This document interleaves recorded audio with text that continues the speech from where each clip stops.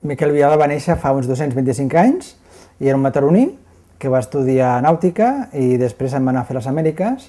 Allà va intentar fer fortuna, es va arruïnar un parell de vegades, va tornar cap a Mataró amb la idea de fer el primer ferrocarril. Doncs des que té la idea de fer el primer ferrocarril estava en aquell moment a Cuba i llavors allà un cronista de l'època hem trobat un document en el qual explica que cuando vuelva a mi ciudad natal, a Mataró, en menos de unos cuantos años haré construir la primera línia. I llavors va arribar cap a Barcelona enmig d'una època de crisi, ja que hi havia una forta crisi econòmica de 1847. Va ser un treball en grup amb el qual molta gent hi va col·laborar, sobretot la meitat del capital va ser aportat pels anglesos, ja que tenen aquesta forma d'actuar, i també van aportar la tecnologia, ja que aquí de tecnologia no hi havia cap. Doncs aquí era la primera vegada que es feia que la gent ficava diners per fer un projecte gran, tipus les societats limitades, les SLs, que avui en dia és normal, doncs en l'època no era normal, era poc comú. I llavors el Miquel Biada va ser el tresorer de la companyia, i llavors van haver dues juntes. La primera junta va haver un moment que va dimitir tota, excepte ell, que va tornar a crear una segona junta perquè tenia que signar el compromís amb els anglesos de que farien el ferrocarril.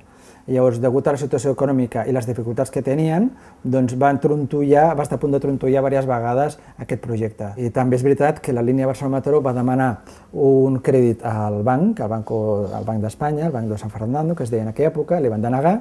Llavors, quan van donar aquest crèdit a la línia Madrid-Aranjuez, ho van tornar a demanar, els de la companyia, van tornar a ser denegat, o sigui que va ser la iniciativa va ser privada, 100%, sense cap tipus d'ajuda. I a la vegada també tota la xarxa ferroviària catalana va ser també d'iniciativa privada. Volíem fer que l'ample de via fos ample de via internacional, precisament perquè les màquines venien d'Anglaterra i d'aquesta manera poder construir el ferrocarril d'una manera més ràpida. Llavors van demanar a Madrid, tenia aquest ample de via europeu, i al final, al veure que hi havia un decret amb el qual imposaven un ample de via, van tindre que adaptar-se a l'ample de via que coneixem avui en dia i que avui en dia patim les conseqüències. Degut a que van tindre que canviar l'ample de via, el projecte es va tindre que dilatar en el temps i llavors, en comptes d'inaugurar-se a l'abril, com estava previst, es va inaugurar a l'octubre. I llavors dona la casualitat que Miquel Biada mor a l'abril. O sigui, si no haguessin canviat la via, encara hagués pogut veure el ferrocarril en marxa. Abans es trigaven 5 hores de fer el trajecte de Barcelona a Mataró, de forma aproximada, i el viatge de tornada va ser només en 35 minuts. I això va revolucionar el que era l'època, com avui en dia ens ha revolucionat l'internet.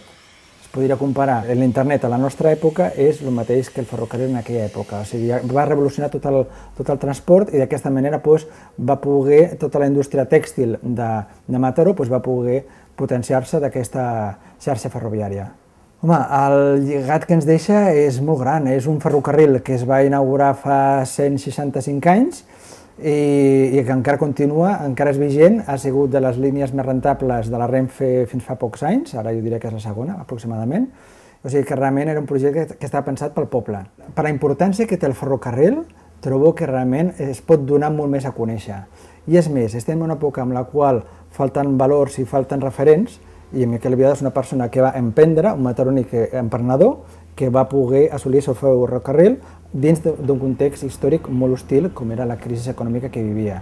A pesar de totes les dificultats que hi havia, va ser tenaç i va ser constant i va ser un emprenedor que al final va aconseguir assolir el seu objectiu.